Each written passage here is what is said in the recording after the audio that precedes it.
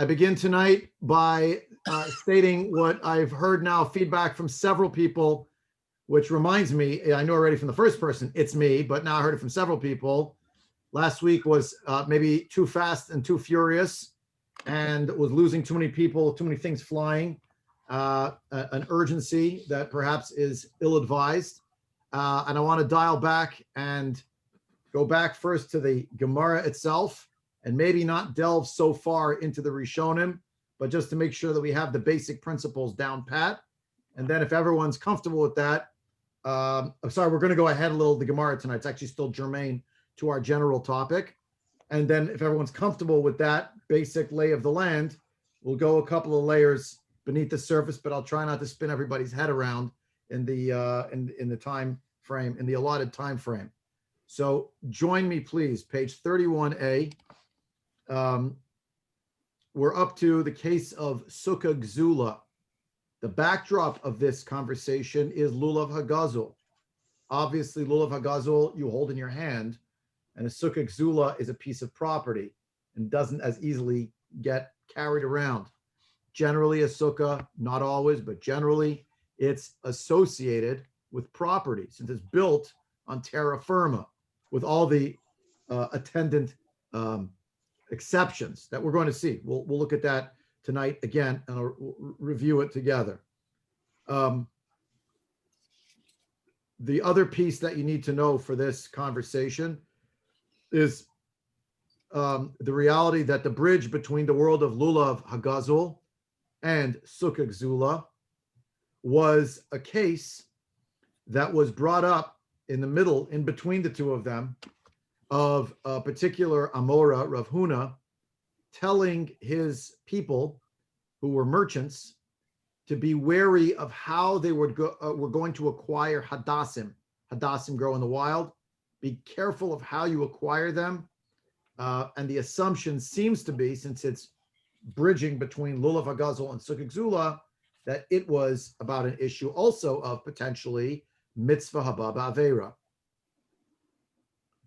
From a moral and ethical perspective, I'm sure all of us can agree that the hypocrisy of a person stealing a lamb and then saying, it's for you, God, it's a gift, is pretty obvious.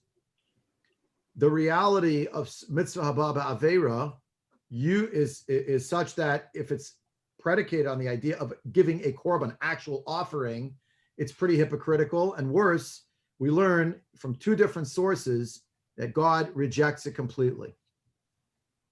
That's with regard to a korban. The first source actually makes mention of a korban. Actually uses a pasuk that if you have something wrong with an animal that's lame, you can't fix it, you can't offer it as a korban.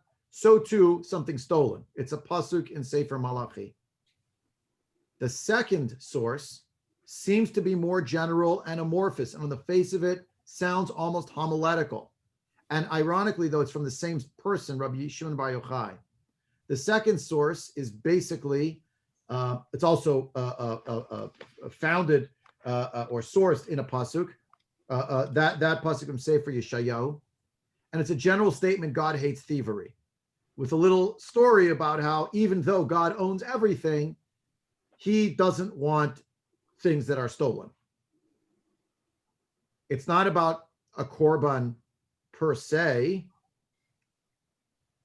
I mean, it does use the word olah, I guess, so maybe it is about korban. Actually, it's what I said before. It is about korban, but the little story is a general story. The king pays the toll, even though the money is going to his treasury, in order to model for the people that God hates, he hates this. In the former case, the source is in the object. An object could be lame, the animal's missing a limb.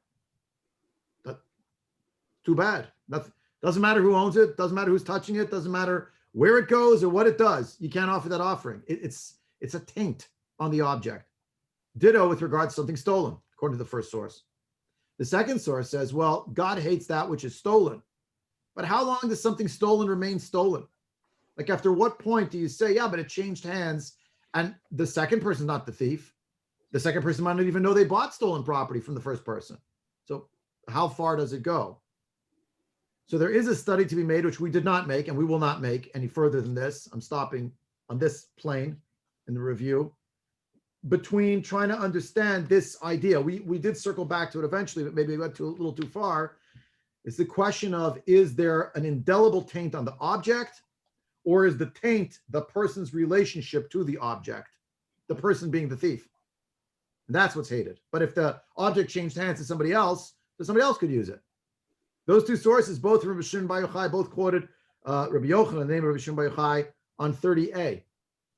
And Rabbi Yochanan maintains there is a concept here of mitzvah haba ba'avera with regard to the lulav, the object held in hand, because that's his example. Now, I was about to throw in, which Tosfot say, quoted by the Ritva, that it's because a lulav is an instrument of ritzui. It's like a korban. It's an instrument of prayer, like a korban is an instrument of prayer. So you're waving it, it's part of prayer. You have to shake it, the nanuim, etc. So therefore, it has a certain stature.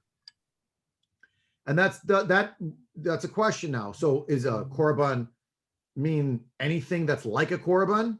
Any mitzvah that's like a korban? We could say that that's mitzvah ba'avera, but anything that's not, can everyone still hear me? I just got a notification of unstable internet. For a second, you. Okay, Yeah. it says my internet connection unstable. We can hear you now. Having 5 other people in the house, each of whom has like 8 devices on of some sort now. Yeah. Okay. Does it mean that only mitzvahs that are like a korban, like lulav, you can say mitzvah ba'avera, or no? Korban is an example. It's the archetype from which any other mitzvah is subject to mitzvah haba ba'avera. Any mitzvah, doesn't matter what it is. In other words, we're wondering how wide or narrow do we cast the net once we have these 2 examples, both of which are related to the world of a korban.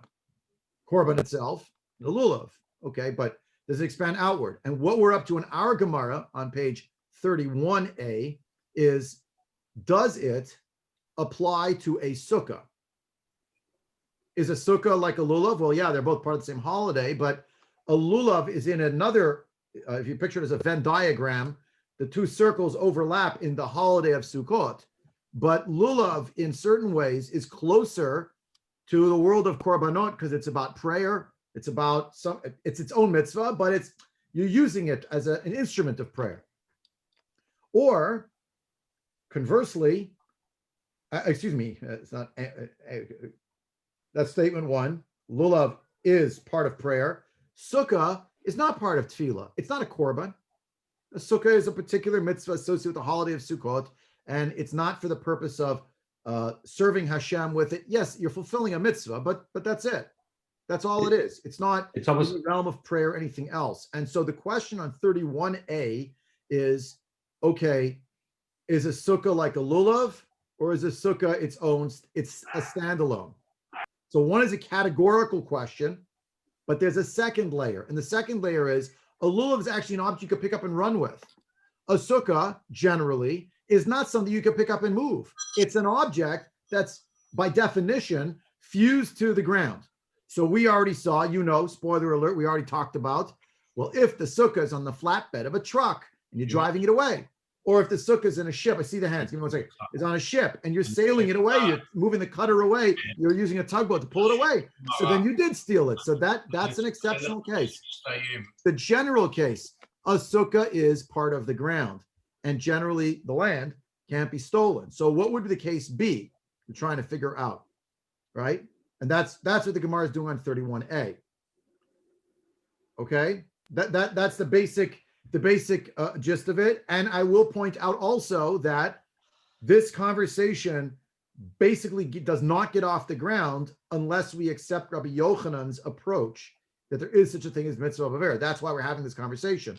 Shmuel says there's no mitzvah b'avera here. Now, why does he not hold of mitzvah b'avera? Does he not think there's ever a mitzvah b'avera? Or does he just think this isn't mitzvah b'avera? Okay. And the question of, so where does Shmuel ever hold mitzvah b'avera if not here? The answer might be in mitzvahs that actually matter from a d'oraita perspective. Lulav has a step down, unlike Sukkah, which is day 1, 2, 3, 4. the whole time it's a mitzvah, biblical mitzvah, or let's say eating matzah the night of Pesach is a biblical mitzvah, by the time you get to day 2 through 7 of Sukkot, it's already not a biblical mitzvah outside of the Beit HaMikdash. It's a mitzvah d'Rabbanan. Maybe Shmuel says, look, if it's not the first day of Yontif, where there's already this technical thing in the pasuk that ulakachtem lachem bayom rishon, you need to own it on the first day. That's what the Torah says. So you can't steal it, that's for sure, but you also can't borrow it. But days 2 through 7, you could borrow the lulav and etchik from somebody else outside of the Beit HaMikdash. And the supposition of almost everybody in reading this Gemara is it's talking about outside of the Beit HaMikdash, days 2 through 7. And Shmuel says there may be mitzvah b'avera if you steal someone's matzah the first night of Pesach and you go into your house and you're eating it in the corner because you took an object. The object is a biblical mitzvah object, and while it has the status of biblical mitzvah object, you're trying to fulfill the mitzvah. That's mitzvah b'avera. Shmuel might say that, but lulav, not days 2 through 7. It's not a biblical mitzvah anymore. It's only b'tzitutim d'Rabbanan. Therefore, there's no such thing as mitzvah b'avera.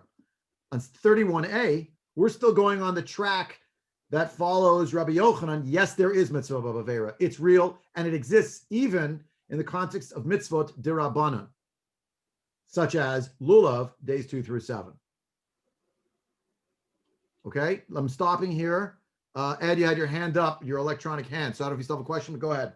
Well, you went in a different direction, but it was almost like the lulav is the korban. But and the sukkah is more like the mishkan or the Beit HaMikdash. It's beautiful. It's yeah, there. Sure. A great divrei Torah to give, and there is what to say about it. By the way, the Gemara in I think it's on 9a. I think that's where it is. 6a, 9a, where it says, chal shem shemaim ala sukkah. Chal shem shemaim ala sukkah means that it has the status of heaven comes upon the sukkah. Okay, it's still not a korban. You know what I'm saying? And the lulav is an instrument of tefillah. So that makes it more like a korban. On the other hand, well, it's still a separate mitzvah. Yeah, but the Gemara, Rabbi Yochanan's actually saying, well, it is comparable, right? So the question comes up, well, when he says it's comparable, does he mean to limit mitzvah avera to just, as Tosfot have it again quoted by the Ritva? We did not see that inside. It's just when it's a mitzvah. That's a mitzvah regarding ritzui. You're finding favor in God's eyes, like a korban, like lulav. Those are the two main examples. Whatever. Zrikat Adam would be another one, but I don't want to go there. It's too far afield for now. Or no, it's an archetype. Any mitzvah, the ultimate service of God is you give a korban. Fine. So, but any service of God, it's all of Avodat Hashem. And anytime there's that contradiction, we throw out the mitzvah completely. So that was 30. Now 31, we've added sort of another dimension. We're saying, well, what about the sukkah? If the sukkah is stolen, and the Gemara's first issue is, well, what do you mean the sukkah was stolen? So I'm on line 2 on 31a. Let me pause here. Were there other questions? Is everyone's clear on what we're up to? I have a question about the stolen sukkah. You have to speak up. I don't hear you, Larry. I'm sorry. I know that you're speaking, but I just don't hear you. You hear me better now? Yes, a little better. Go ahead. Okay. About the stolen sukkah. If you want me to wait till after you get into the Indian, I'll wait. Yeah, if you don't mind, if you're clear on the basics, let's go through it so we can get just the basics sort of organized. Yeah. Okay. So Tana Rabbanan, I'm on line 2 on 31a. Tana Rabbanan Sukkah Gzula from a Sachech B'Reshut Harabim. Someone who steals a sukkah or someone who built their sukkah in the public domain means they've stolen from the public because they don't own that. They're not allowed to build it there. So in either case, Rabbi Eliezer posel v'chachamim machshirin. Rabbi Eliezer disqualifies such a sukkah, and Chachamim consider it to be a kosher sukkah. Remember, Rabbi Eliezer and the Chachamim are already opponents, if you will, or I say it the other way. Rabbi Eliezer is an outlier from the group of Chachamim already earlier on. He has a very high bar. He thinks when the Torah says you have to make for yourself a sukkah, it has to be your sukkah from the first day to the last day. Can't visit friends, can't go in someone else's sukkah, can't borrow their sukkah. He maintains that living in the sukkah means 14 meals, 2 per day times 7 days, no ifs, ands, or buts. And if you miss it, can you go back and fix it? Can you not go back and fix it? Yeah. He thinks it's like these minimum numbers, and he thinks that there's this high standard. So Rabbi Eliezer, unsurprisingly, says if you steal a sukkah, it's not going to be kosher. But oddly enough, the Chachamim think that it is kosher. We're not saying that it's a good thing that you did. We're not claiming you're going to get Mafter Yonah. We're claiming you did not. You are able to still fulfill the mitzvah of sukkah. So the Gemara here points out, Amar Rav Nachman, machloket b'shetokef et chaver v'otziom misukato. The machloket here that we're referring to, of necessity, must be a case where Shimon threw Ruvain out of Ruvain's sukkah.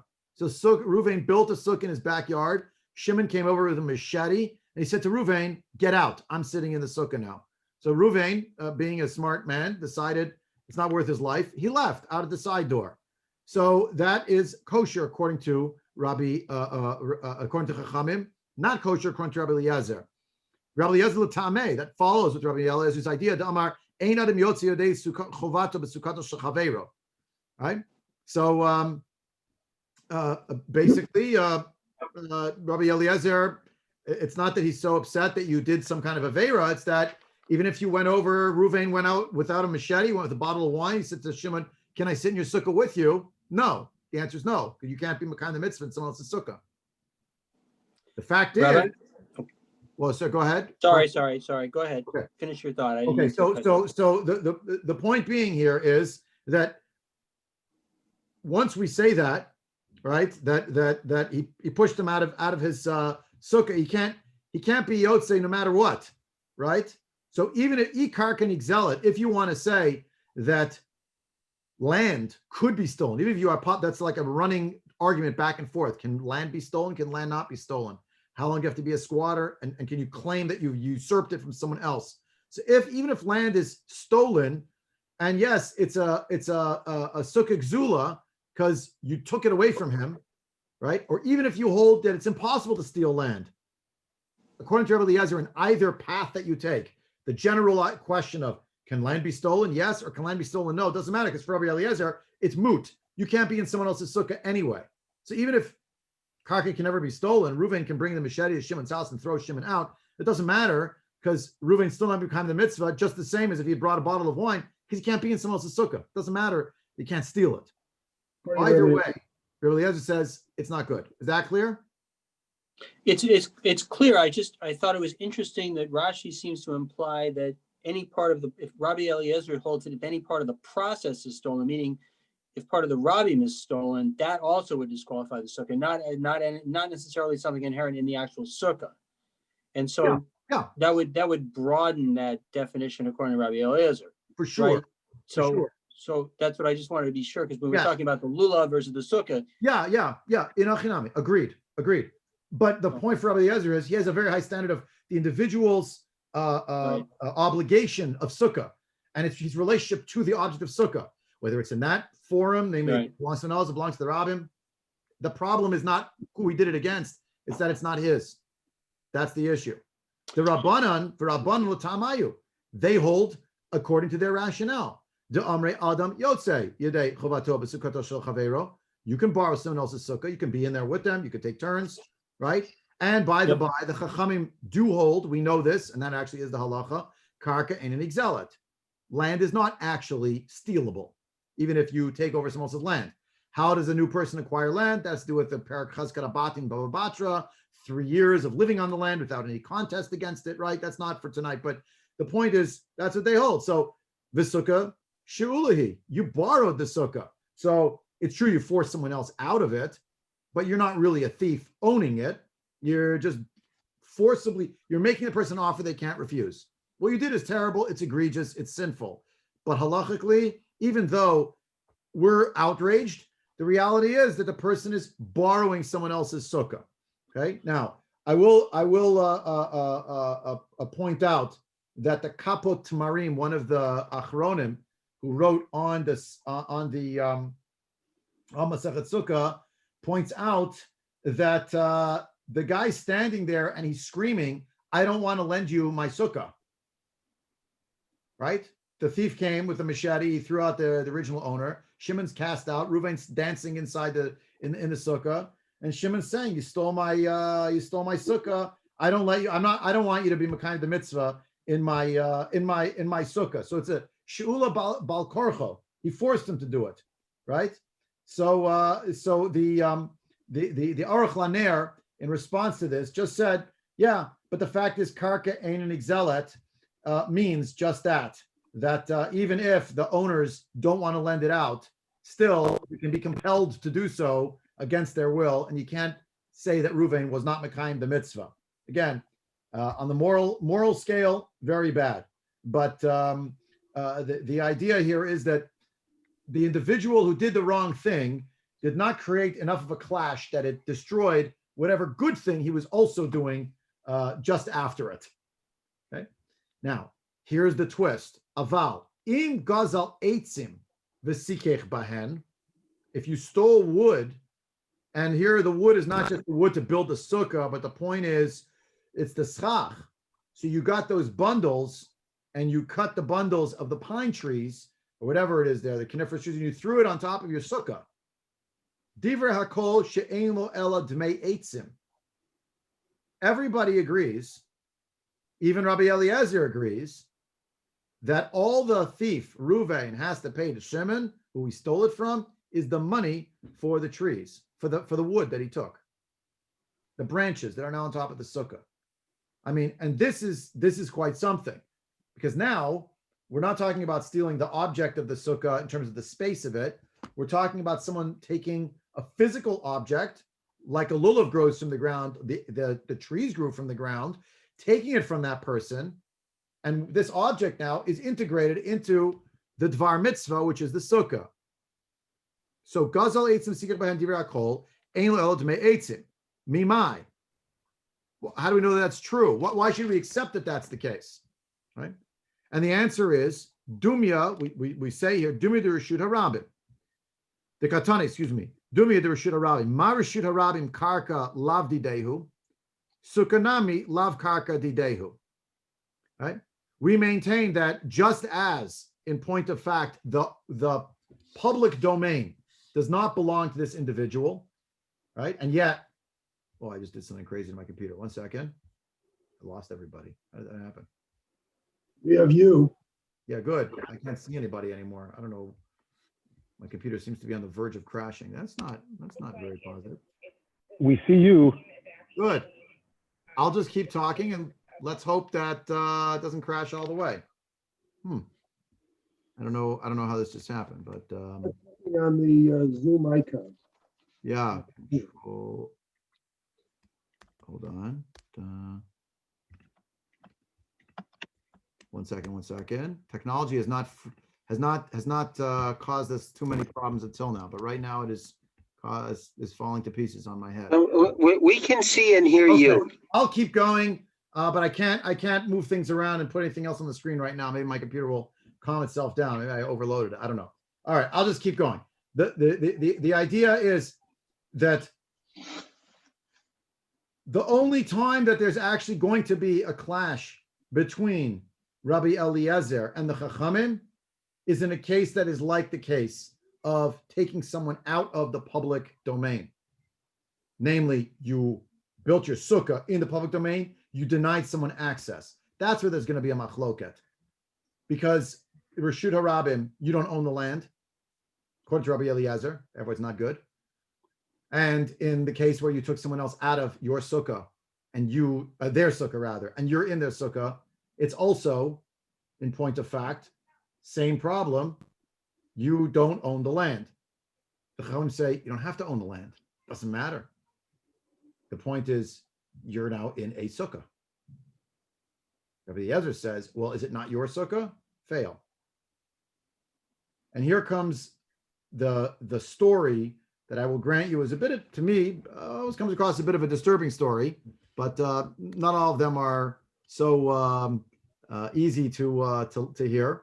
It's a story about stolen wood. It goes like this. The Gemara tells the following story. Hi Hisavta, an older woman. Ta'atayla Kame de Rav Nachman. She came in front of Rav Nachman. Amrle, she said to him, Reish Galuta v'kulu Rabbanan debei Reish Galuta. The exile ark means the head of all of the people in Galus, in Bavel. The rabbi, everybody, all the Chachamim, everybody was here. all the people, you are in a stolen sukkah right now. My computer came back online. This is good. You are all of you, you're in a stolen sukkah. Give me my sukkah right now. Like right now, it's the middle of Sukkah, everyone's sitting in the sukkah. The XL arc was the Reish Galuta, means that generally a political position, and there are also people who work for them. They built this massive sukkah, and she's saying it's the wood belongs to me. Tzavcha, she's screaming. Rav Nachman. Rav Nachman did not respond to her importunings. Amrole, she said to him, Ida da havale la'avua tlat me'av tamne srei avde. I'm a woman whose father had 318 servants, possibly a hint to the idea she's a descendant of Avram Avinu. All Jews are. The point of 318 servants, that's the number that Avram mustered rather, to fight the 4 kings against the 5 kings. She was screaming. He didn't listen. She's screaming in front of them, and they're ignoring her. Amarlahu Rav Nachman.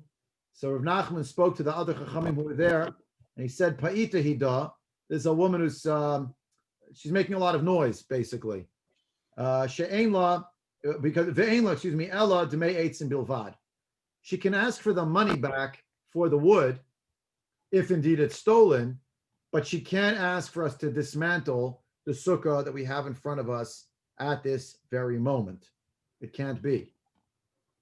We'll come back to this story in a few minutes, but this is the basic groundwork. We didn't cover this before, so I'm going to keep going. The next thing is to understand this concept a little bit about stealing wood, whether for schach or stealing wood that's going to be a beam in the structure. And actually, there may be a nafkamina distinction between the two. We haven't looked at Rashi yet. We haven't looked at Tosfot yet. I haven't seen any Rishonim, just to get the basics, right? Amar Ravina, Haikishurdim Talat the Gzula, Avdili Rabbanan Takanta, Mishum Takanat Marish. This is the beam.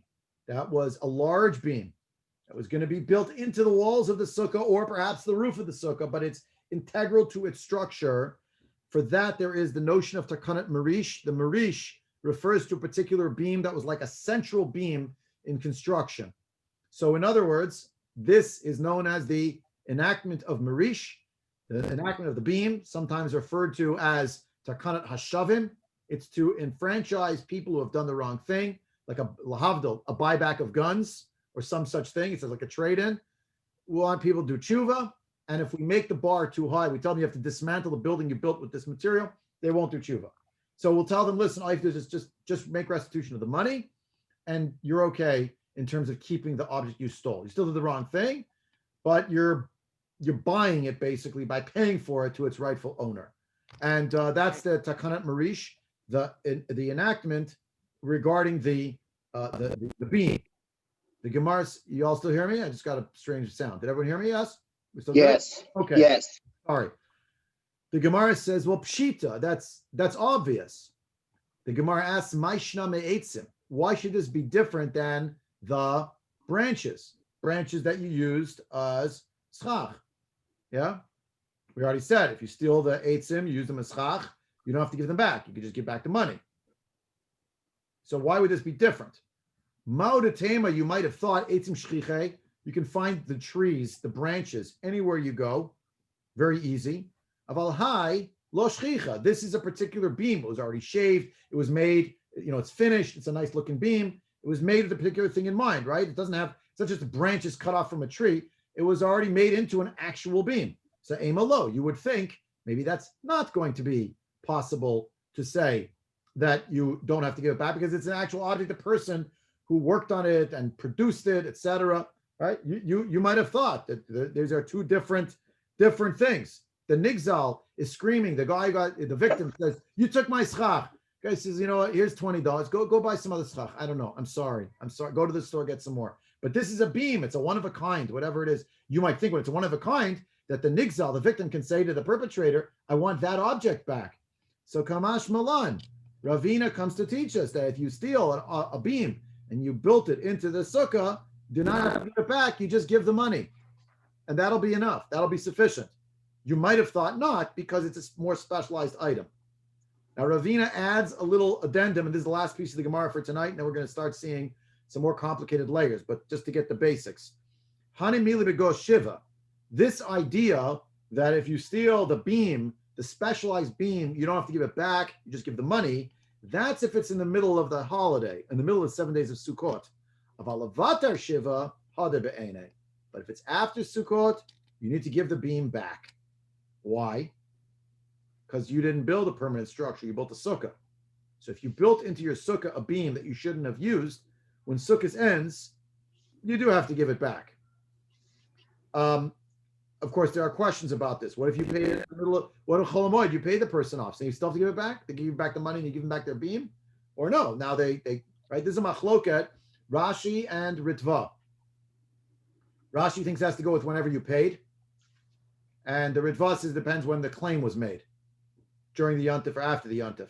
And Rashi thinks whenever you ended up paying for it. So in other words, the guy comes to you on the second day Cholamoid, hey, that's my beam.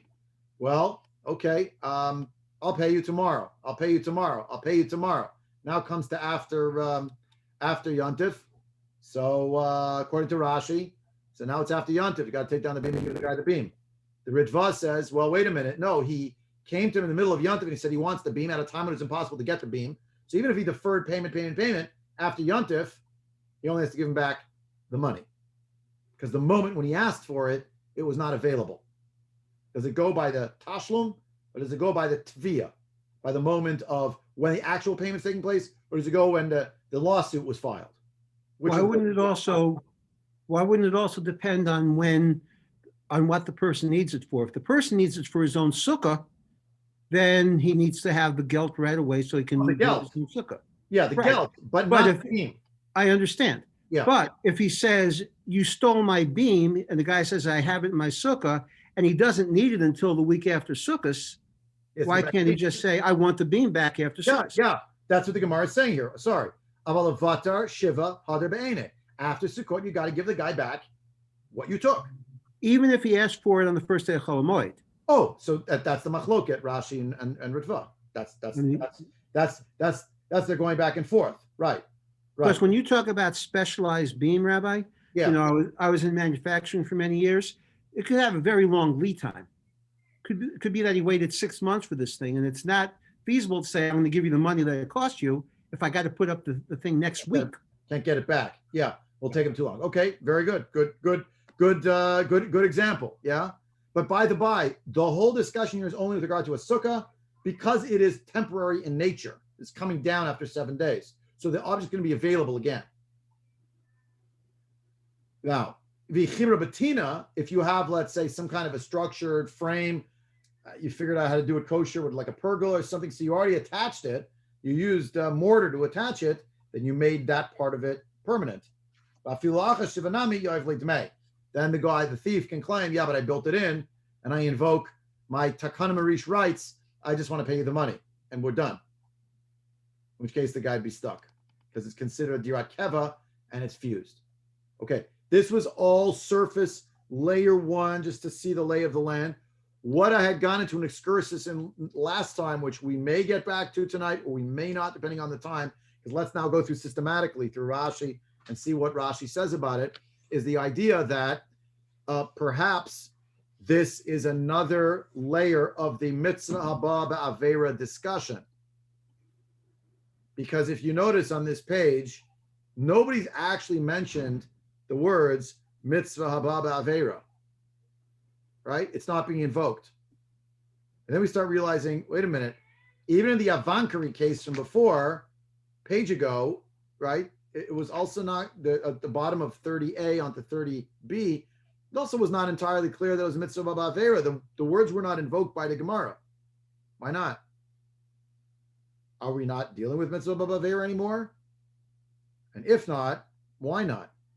And the question that animated some of the Rishonim, actually many of the Rishonim, was the question of, wait, is Sukkah like Lulav, or is Sukkah separate? And the point of them being next to each other in the Gemara is, yeah, they're both in the holiday of Sukkot, but don't think that this is actually subject to mitzvah ba'avera, right? And the argument from silence that the Gemara never said, hey, what about mitzvah ba'avera when it comes to Sukkahs? the sukkah itself? Answer, because never applicable to sukkah. How can it never be applicable to sukkah? So that's click, click, click. That's what the Rishonim are going back and forth. But the Gemara itself didn't mention mitzvah b'avera here. You could just read through this Gemara and say, there's nothing to do with mitzvah b'avera. But what I was trying to do last time, the times before, is to see the Meiri, the Yerushalmi. Those are not on the same plane, but the Meiri, I happen to see it in that order. The Meiri was on the Gemara. Then we looked at the Yerushalmi. We saw Tosfot a number of times. We were trying to figure out, like, what's the exact issue? Like, when does it become the mitzvah b'avera object? What would have to happen? So we started breaking down, you could say almost on a molecular level, maybe too granular for some. What are the phases when someone steals something? Again, not claiming that it makes it okay, but the point is, there's the removal of the object from the control of the person who owned it initially. The person still standing there saying, no, no, no. But at a certain point, it snaps in their head, I'm never getting this object back. So they say, forget it, I'll never see it again. Is that enough? Or does the individual who steals it also do something else? Remove it from the property, literally, physically, the property where they stole it? Do they have to change something in the object? What is it that has to happen for the thievery to become now the object that belongs to the thief enough such, it doesn't mean the owner never going to get it back, never get paid back or anything. It just means it belongs to him from a juridical perspective, technically enough that he can now say, it's mine. I did something bad, but now this object belongs to me, like everything else that I have in my house and in my property. I can do whatever I want with it. So we're trying to break down granular. We saw that Tosfot inside, if you recall. It's that the problem of the korban was you stole this little lamb, and at the exact moment that you're acquiring it, according to Tosfot, is the exact moment that the way you're acquiring it is by saying, I hereby consecrate this object for the temple treasury. I'm makdish it to be a korban. Feh, that's mitzvah b'avera. Because the moment that you did that, changed, the person gave up ownership, you made a change in the object, not physically, but in its status. It was chol, yesterday it was mundane. Today, it became kodesh because of you, because you're so holy. No, that is egregious. That's mitzvah b'avera. And then the question was coming up by from Tosfot, if that's true, when does that happen with a lulav? Like, you buy the lulav from the store, so it's not an object of mitzvah the day before Sukkot. So when does that happen exactly? When you make the bracha? No. When you pick it up? Maybe. When you make the bundle? These are all different questions that we were bobbling, back and forth. Tosfot and the Ritva, and we saw different things inside into this question. Again, maybe I was moving too quickly, but that's big adol, what we were talking about. Now, back to 31a, we started, well, does this apply to a sukkah? Seems not. Why not? It should. You did a mitzvah with an object of that itself you acquired through an avera. So remember, the Meiri said something strange, that the sukkah envelops you. You're in it, but you're not holding it. The fact that it's creating a space, okay, but you can't steal a space. We saw this strangeness, which is actually the halacha. If you steal a shofar from someone, you're a thief, you're a manuvla, you're an oisfaf, it's terrible. If you blow that shofar, you're mekayim the mitzvah t'kiyat shofar. How could it be mitzvah b'avera? You can't steal a sound. The sound is not an object. It's an intangible. So the mitzvah is to hear the shofar. You heard the shofar. It's from a stolen object. That's of no moment. That's of no consequence. So we're going through different objects and saying, well, what about this mitzvah object? What about that mitzvah object? And now we're focused on sukkah, but we won't go down the road again tonight. We won't have time to go through all the details. Again, I probably jumped a little too quickly. Let's look just at Rashi and try to understand a little bit where Rashi's coming from with regard to this sugya. I tried to explain it basically aliba de Rashi. We'll see it inside. On the second, let me stop here. Do anyone have questions about what I said so far? Okay. Larry, I just muted you because I saw you were unmuted and there was like someone made background noise. I don't know who it is, but feel free to unmute if you want to ask. But don't take it personally. Okay, Rashi, second line. Birshut V'masakit, first line. V'masakit Birshut Harabim, Rashi. Hanami Gazel Harabim. You did steal. You stole from the public because you made your sukkah in the public domain. Not allowed, according to Rabbi Eliezer. According to Chachamim, not allowed, but you're still mekayim the mitzvah. Why? Because you're in someone else's sukkah. You don't have right to be there, but you're there. Too bad. And you for them, but you still mekayim the mitzvah. So machloket had the passer on the second line. Had the passer of Eliezer kigon shektakaf et chaver b'chazaka. V'yotzeo misukato benuya b'karkato shel nigzal. V'chol mechuber lekarka harehu kekarka. Ruvain went to Shimon's house, to his backyard. Shimon had a nice sukkah. He threw him out. Yeah? And anything that's attached to the ground, Rashi says, is like the ground. End of the wide lines. Rabbi Eliezer l'ta'ameh. De Amar, Sukkah she'ula en yotzin ba, be'perak hayashin. Remember we saw perak hayashin? That's perak number 2. If you slept under a bed, it's inside a sukkah. So at the end of that parak, in 27b, it tells you not allowed to sleep. You're not allowed to be in a borrowed sukkah. You're not sleep. You can't be inside a borrowed sukkah. It's not going to work. Either way, this isn't going to be a kosher sukkah, according to Rabbi Eliezer. Ikarka nigzelet, klomar, im yesh ala karka torat gezel, kishar metaltalin, lamud b'chesket gazlan. Even if you want to hold that the karka can be stolen like any other, metaltalin means movables, like any other movable. And you want to maintain that as a matter of principle for Rabbi Eliezer, doesn't matter, right? Sukkah gzulahi, Rabbi Eliezer, darish, taseh lecha, make for yourself a sukkah. Mi shalcha, you, owned by you. V'lo gzul v'lo shula, not stolen and not borrowed. The Enanik zealot, if Rabbi Eliezer holds there's no such thing as stealing land, which is, by the way, the majority opinion, land cannot actually be stolen. V'chol hayamim birshut ba'alehi, havyala she'ula.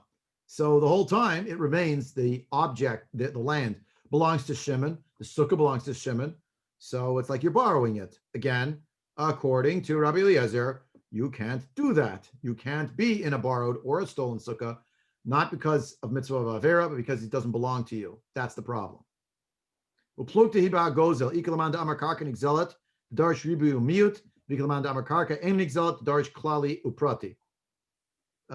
time to go look up the Baba Kama.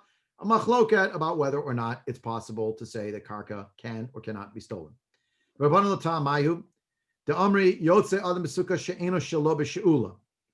follow in what they say. You're allowed to be in someone else's sukkah. You can be yotze the mitzvah if it's borrowed. Usfarle the karka and exalt, and they maintain as a matter of principle that land can never be stolen. The Rabbanan Hidamar Perika Gozel the karka and exalt.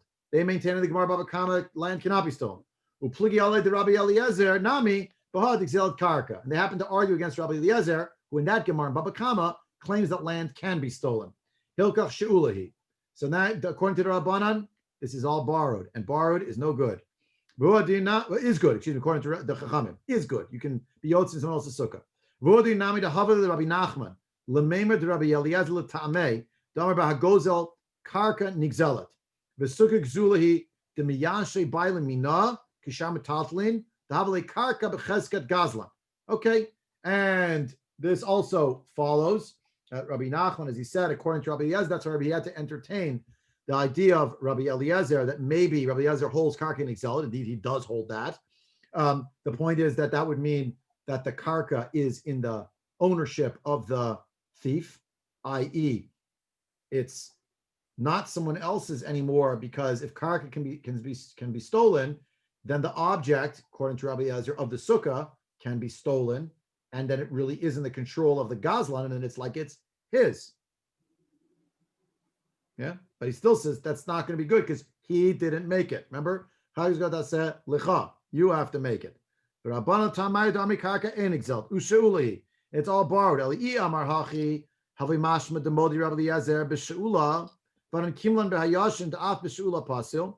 So if you're going to say that what it means really is that Rabbi Eliezer admits with regard to the Modi Rabbi Eliezer b'shula, that he admits when it's a borrowed sukkah that really it's not going to work. It's not going to be kosher. He actually maintains that if it's borrowed, it's not good. Rav Nachman here is filling out that either way, whether you want to say that Rabbi Eliezer holds karka nigzelet or karka en nigzelet, either way, inami hava svirla inami hava svirla Rabbi Eliezer karka en nigzelet kirabanan afilohachi pasila mishum sheula. Even if you want to say that Rabbi Eliezer agrees or admits or concedes that land cannot truly be stolen, nonetheless he has the sheula problem. He thinks that it's not yours, even if it's borrowed, it's not going to be kosher. A long-winded way of saying that the Rabbanan are following their position to say that it's kosher. Rabbi Eliezer is following his position that it's not kosher. That's it. About gazel eitzim sikech ben, but if you stole the wood and used it as your schach, einzu lo gzulav lo she'ula. It's not stolen, and it's not truly borrowed. The kananahu b'shinoi masa b'shinoi Hashem. It was changed now in two ways. One, physically speaking, you changed it, you did something to it. What that something is, you cut it off from the ground, from the other person, from their house. Shinoi masa, maybe. Maybe you did something to the schach before you put it up. Rabbi, Yeah. I'm listening. if you say karkain and exelit, and the schach is mechuber, Nope, then it wouldn't be kosher schach. wait. Until it is cut, even though he takes the Ganav takes dominion over it, why would the cutting of it be considered to be a shinui? That is the act of the stealing. Good point. I take it back. Thank you. No, it wouldn't work. It has to be that it's already been cut. I'm not saying that. I'm not sure what the shinui masa could be with what you're using as schach, because you're not allowed to bundle your schach like in sheaves. So I'm not sure what the shinui masa exactly is. Is that he trimmed it? My recollection is that shinui means a physical change. It is. So, okay, right. But how much physical change could he make? The schach is cut off from the tree and they throw it up on the print. Hang on. If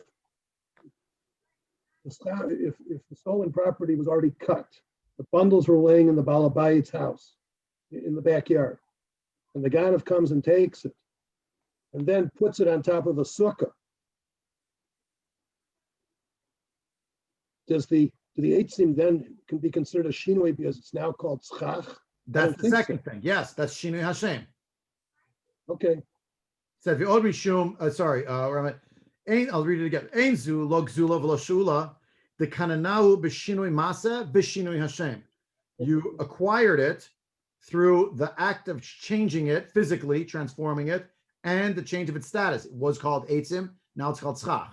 But I'm trying to figure out what's the shinui masa exactly. I don't know, I've thought of this before, because schach is actually not meant to have too much done to it. Maybe you trimmed it, you did something to it. The odd further mishum takan. Or so it's simply shinui. Yeah, okay, so pick shinui Hashem, right? Okay, it didn't say oh, he said ve. So that's what I'm wondering. It seems like it's both, but why both? I don't know. I just don't know. The odd mishum takanat hashavim, the takanat hashavim, aka takanat Marish, that einat tzarich listor binyano eliyazir damim, right?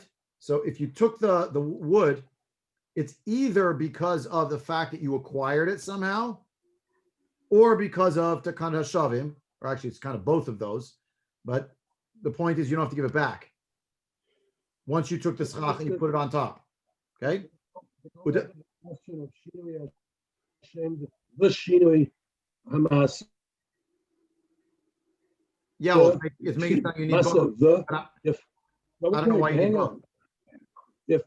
I don't know why you need it both either. If someone has a wagon that's red and he paints a stripe on it, it's still a wagon. But there's a shinui masa, masa, but it's not a shinui shem.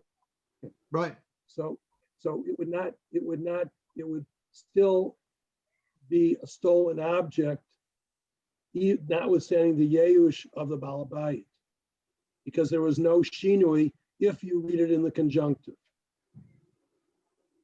Okay, but the assumption is here that you generally we've been saying until now you need yeush as a prerequisite, the abandonment of ownership by the original owner, and you need to do something else, al shinui masa or shinui Hashem.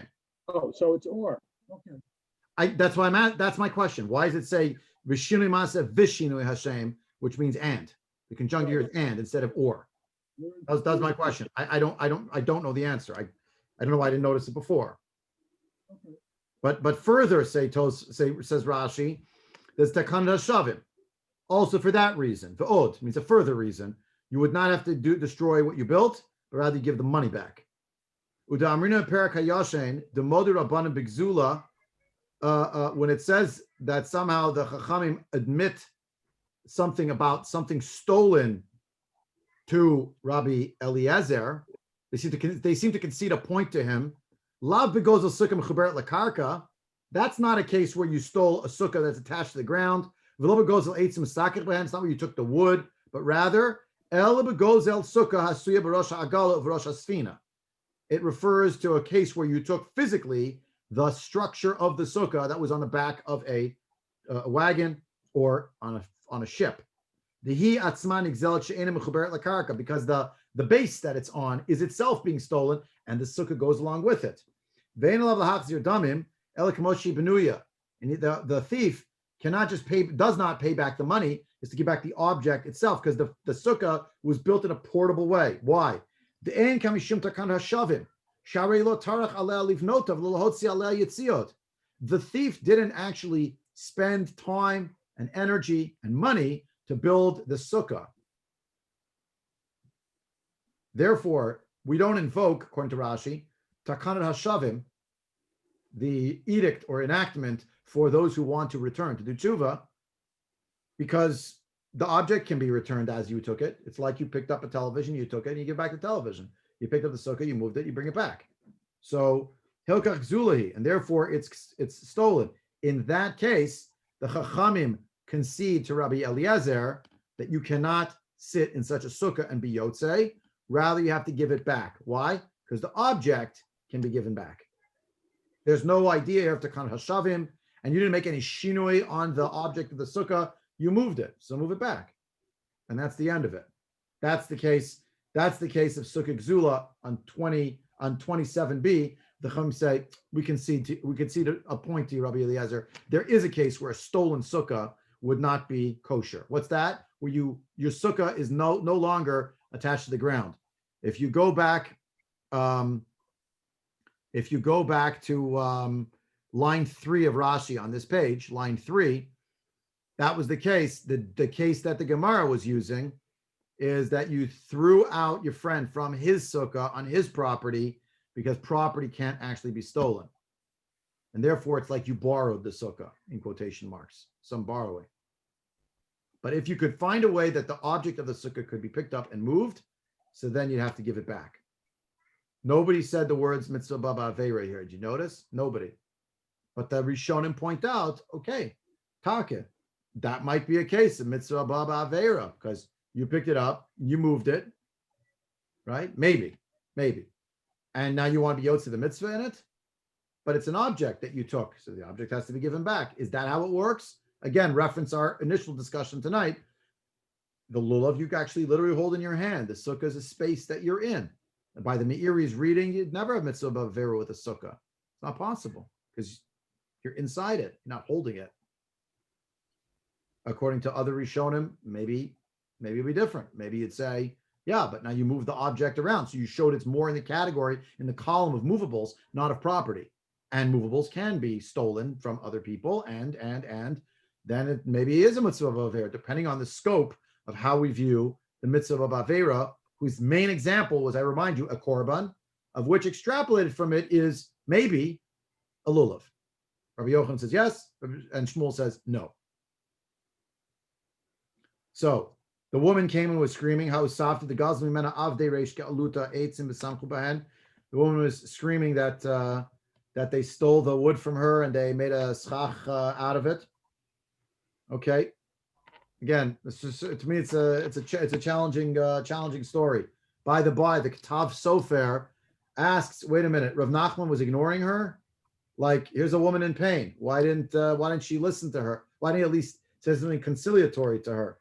So the Ketav Sofer answered, based on the Ritva, that if you steal the land, the sukkah, the wood, third try, steal the wood, you build it into your sukkah.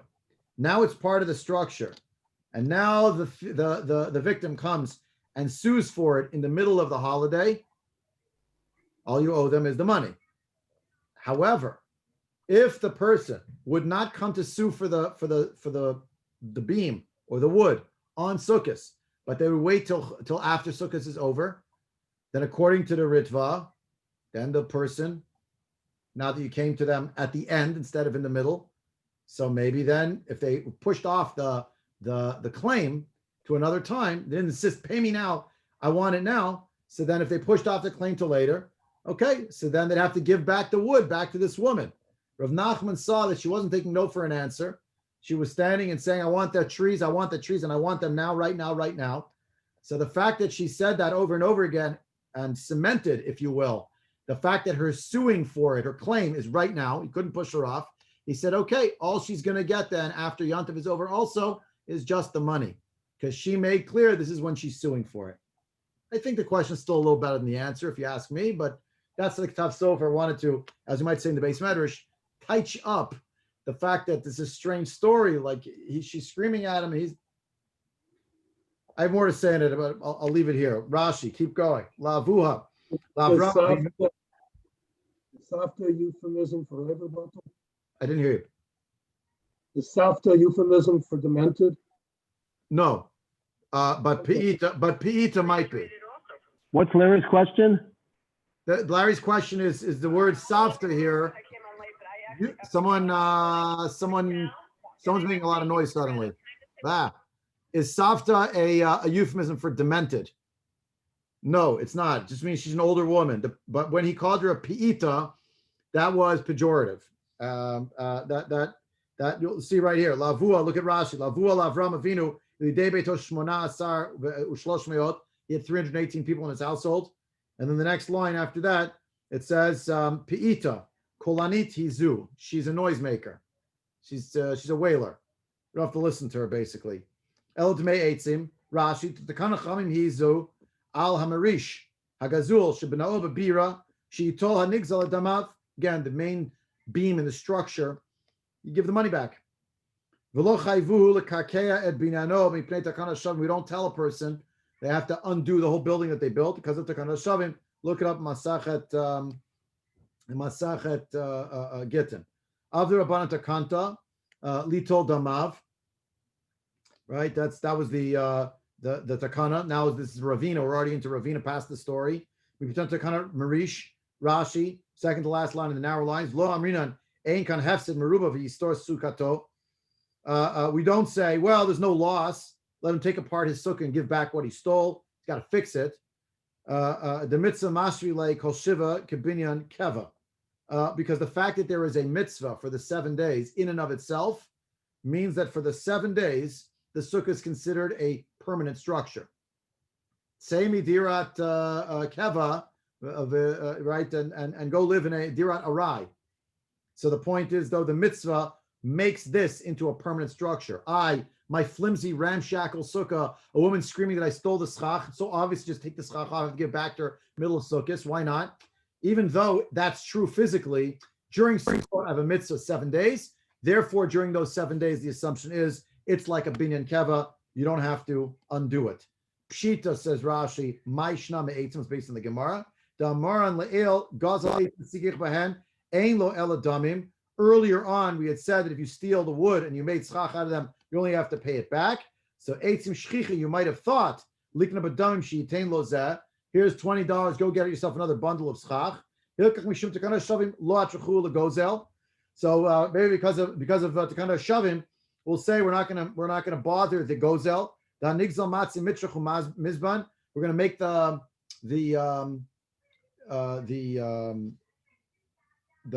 victim is gonna have to go and buy more of the schach, right? But and then we said right we pointed out that after, that's only during the holiday that would be true, but after the holiday you'd have to give it back on the holiday itself. So even though it's true that eitzim are everywhere, nonetheless, even though, and the beam is not everywhere, therefore you'd say we have to give back the beam. Ronnie's example of it's on back order, take you 6 months to get another one, but during Sukkot at least, Kamashmalan, you don't have to, but after Sukkot you do have to give it back. However, at the last Rashi over here, if you put mortar and you made the frame of a permanent frame that you were throwing branches on top of, if the frame included a beam that was stolen, that you would never have to give back because you signified that you're attaching it to the ground, and then you only have to pay back the money. It's interesting in this whole story of this older woman coming, nowhere does it say that they felt that they had to vacate the sukkah. Right. Right. Nobody, great point. Nobody said it's a mitzvah of Avera. Nobody, right? She's saying it's stolen, get out of the sukkah. So how could it be sitting in the sukkah? Now, I will point out one thing that's just important to note here is that when it says that you have to pay the woman back, you have to pay her right now. Or whoever it is. If you stole the wood, yeah, you built it in. Now they come on Sukkah and say, you know that's stolen. So the halacha seems still to be, you got to pay them the money for the beam. Because you can't say, I'm not going to pay you, I don't care. You still owe them the money. Yeah. Wait, Judah, are you trying to speak? I don't hear you. You're muted. Right. Go ahead. No, shuf, that's a shuf. No. Can you hear now? Now I hear. Go ahead. Okay. The question is this. Did lady, I mean, this is just an example, will come and demand the wood. And they said she cannot have the wood, but we'll pay her. Now, this is something that Beit Din has to adjudicate, isn't it right? Beit Din would meet on Chol HaMoed?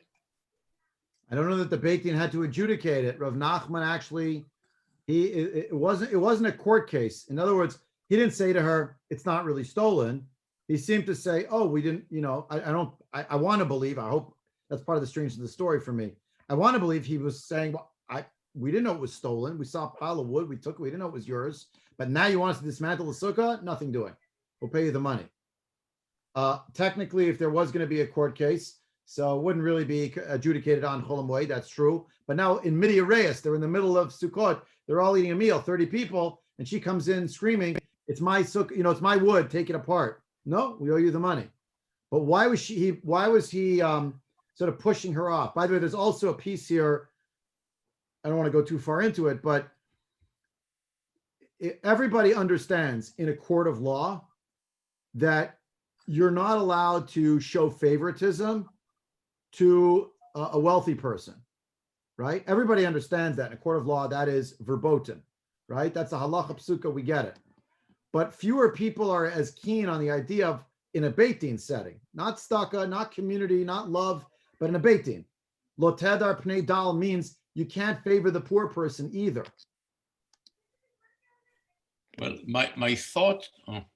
I was just going to say. So the woman comes and says, so that's the best I can come out with a story. She comes, she's saying, and your heart's breaking. I don't understand. A woman is aggrieved, saying it's her sukkah.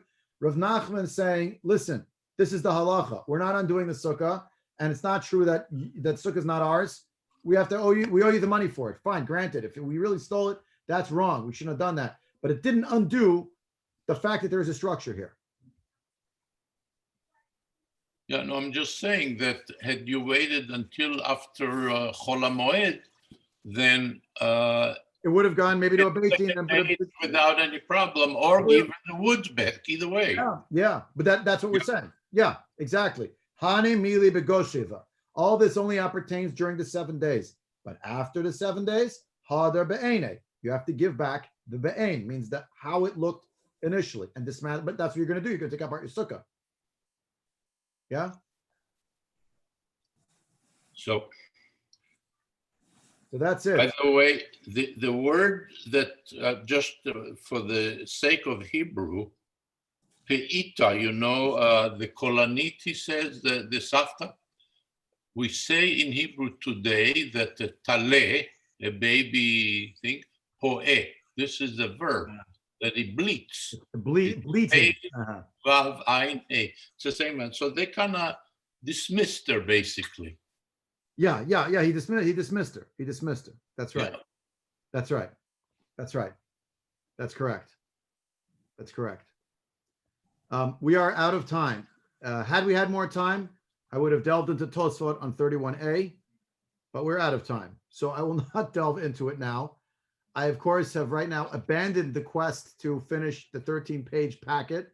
Perhaps next time, since next week is our last year, not last year, but next week there'll be a shir on Hanukkah. L'chvod Hanukkah, it'll be a shir about Masechet Sukkah, Lulav Hagazul. We're going to continue, regular shir, but then we'll be on hiatus 2 weeks. So I sort of want to cut it in terms of the sugya. We spent weeks and weeks on it, and then move ahead into Gemara, because it is, after all, a Gemara shir, and somewhere between a Bekiyut and Be'iyun shir became much more Be'iyun. I know the last number of weeks, and I'm sorry if I was moving too quickly. Apologies. So I'm trying to move at a more deliberate pace. And if you like the pace this evening better, by all means, drop me a line. I'd love to hear from you, because I want to reach people in the shir. I'm not trying to just browbeat with the Makorat to fly through at a breakneck speed. Okay, Ad Khan for tonight. Yasha Koach, one and all. Gam lecha. Let's meet again soon.